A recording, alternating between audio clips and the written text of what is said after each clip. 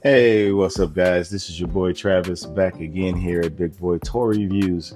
And here we are with an extremely late review, even though I've had this figure for months at this point now.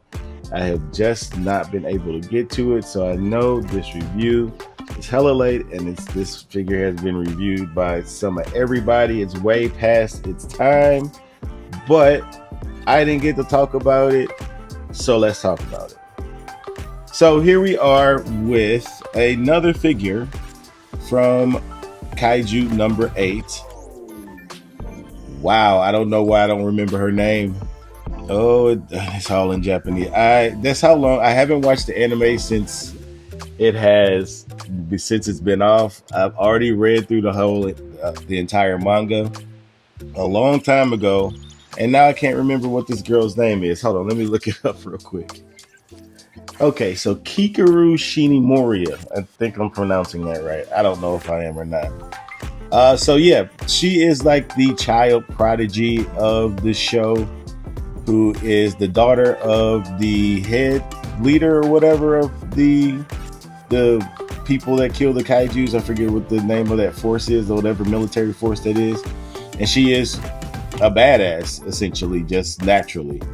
So this figure is honestly, it looks so, as far as just the how well it looks like the character, I think it mostly nails it. The face is definitely looking like her. I don't know why this is the default face though. Like this weird big-eyed worried or like shocked face or something. I don't know why they chose this. It's a weird choice for a default face in the box. But other than that, other than the face, the rest of this figure is super plasticky and cheap feeling. Again, I've said this on other videos. It gives me the sense of a model kit. It doesn't have the hollowness of a model kit, but the cheap feel of it feels like a model kit to me. Not that model kits always feel cheap, but you know what I mean. It just there's something about the plastic that they're using that feels cheap. And when you're paying this much, I forget how much she costs, but she was at least like $60 probably. When you're paying this much for a figure, you don't want. I'm not gonna say it's as bad as like Marvel Legends quality plastic, but it's not far from it, because I know it almost feels like the same plastic they're using for that offshoot brand that Bandai does that's in like Target, Bandai Spirits or whatever it is. It almost feels like they're using the same plastic for these, and if they are, that is a goddamn shame. But it feels super duper plasticky. I mean, the paint and everything is fine on it, but even the logo and stuff is fine. Where there is paint, right? Because there's hardly any paint on this figure too. We got probably paint here on the knees, here on the legs. This isn't painted. This isn't painted. I guess this is painted. We got a logo here. Everything else is just plastic. There's hardly any paint on this figure. The elbows here are painted. This isn't painted. None of this is painted. All of this, maybe the zipper. The zipper is painted. But the suit itself is all molded in that color.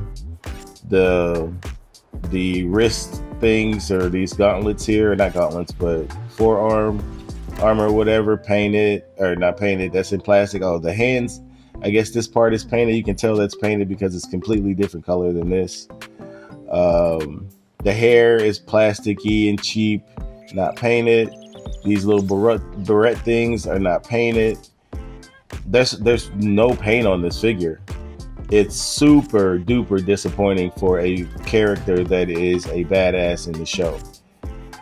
And I know she's supposed to be young and young looking and young shaped, but she's very child proportioned. I think is she a teenager in the show? How old is she? Let me look her up. Okay, so she's supposed to be 16 in the show.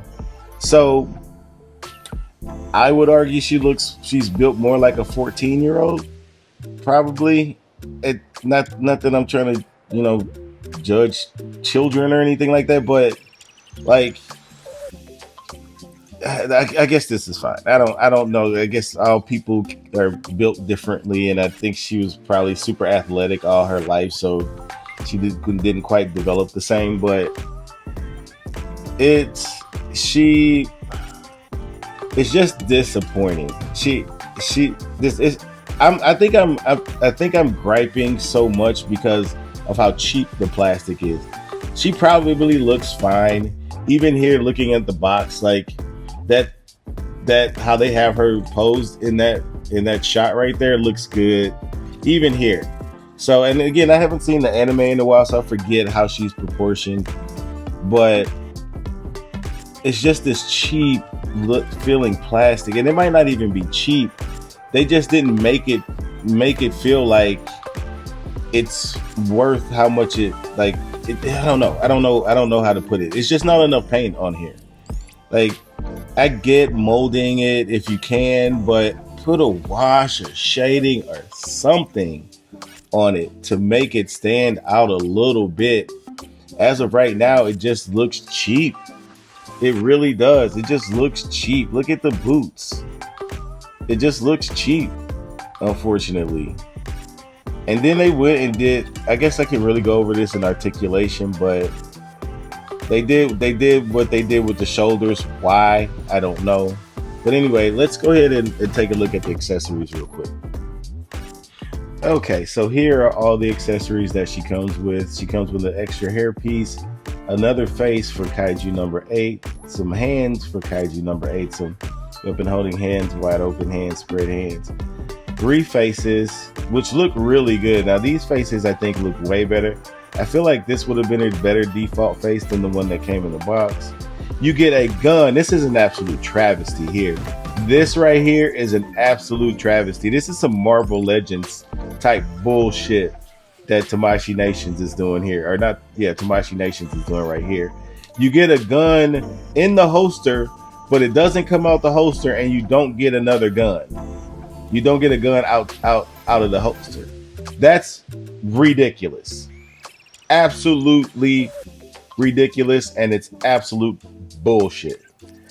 Then you get these 2 pouches that have a double ball peg in it, so you can connect to the figure. Same with the gun in the pouch. This thing is absolutely awesome. I just want to point that out now. This thing is so dope. Love it, love it. Very top heavy, very, very top heavy, but also feels a little cheap. But at least they painted it. At least they painted parts here. I guess this is where all the budget went. All the paint budget went into this thing. But anyway, that's it for accessories. Okay, so let's go over this articulation really quick. She cannot look up at all. There is a double ball peg. Excuse me, I was off camera there. There is a double ball peg there, but because of her hair, you can't look up. It's not going to let you look up at all. I think that's because of the hair. Let me see something. You don't get a lot of range with that ball peg, actually. There's hardly any range with that. It's so little room in there that you hardly get any range with. So she could have possibly looked up if they had made the ball peg better. So no looking up. Looking down is cool, side to side, mostly because of that neck. So obviously she can turn her head. The shoulders, this is the issue here. Again, they attach the shoulders to the body. That is not how it's done. So therefore, when she raises her arm, it looks ridiculous. It doesn't look like, because it doesn't move with the arm. It doesn't flow naturally with the arm. So that looks horrible. You can't move the shoulder pad. She can't get way over horizontal with the shoulder there. You do get a bicep swivel. Does the butterfly work? Not really. Not great. Let me see. I guess because she's so skinny that it kind of works out, just because of the model it is. But so she can technically get across her chest for the most part, but I think that has less to do with the butterfly and more to do with that this is a very skinny character, and they kind of went with the thing that they usually do with just a cap to cover up the joint, but there's no real true butterfly joint there. She's a small character though. Bicep swivel, I think I already said that, way over 90 degrees with the elbow. Hinge for the wrist. Hardly any movement other than back for the diaphragm, because I already tested this and it'll pop off. So going forward with just the diaphragm, it's not there. Side to side is negligible at best. Then with the waist, yeah, even with the waist, this is as far forward as she can get. This is supposed to be a super agile character. Can't bend forward. Side to side is hardly there. I mean, she can go all the way back if you can get some use out of that big old gap there. But going forward, which is where most of your posing is going to be, doesn't work.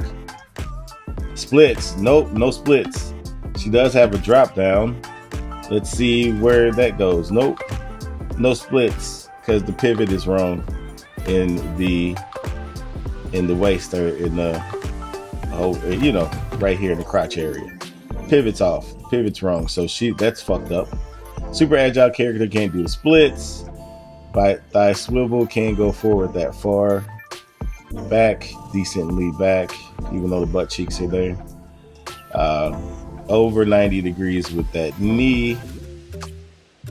Then as far as the ankles, this little piece here is like on a double ball peg, so it'll kind of move out the way. All the way up that far, down that far, and then obviously you can twist it for an ankle rocker. I believe that's all the articulation there. Yeah, the articulation is average or below average for this character. Actually, it's below average for the type of character that it is. She should be able to get way more range than that, especially considering how small she is. Tamashii Nation just doesn't care. I don't think that the departments collaborate with each other, because you'll get stuff like from Demon Slayer with the main character there. It's on the tip of my tongue. I can't remember his name right now, but great articulation, has a ridiculous outfit on, but has crazy range. Same way with there's another figure that I did that was also a relatively skinny figure, great range. I forgot about her ponytails. They can rotate and do this, and then so can the barrettes. So they're on like a ball peg, so they can spin around and shit too. But all in all, if you're not well, anyway, let's just do a comparison, and then I'll wrap things up with my final thoughts, and we can talk about it there. Okay, and here is the comparison, really the only comparison that matters. Here she is with Mina, and then Kaiju number 8. I don't have the other two male characters. I'll probably snatch them up at some point. I think they come out with 2 other male characters. But I forgot how she also felt real cheap too. She's made really cheaply. It's basically the same thing. It's just a shrunken down version of her. They just shrunk this body down to make her, it seems like. So they're basically the same thing. I mean, yeah, also made very cheaply. He's pretty cool, but he has his plasticky issues too. So this whole line is just, they're just refusing to use any real paint here.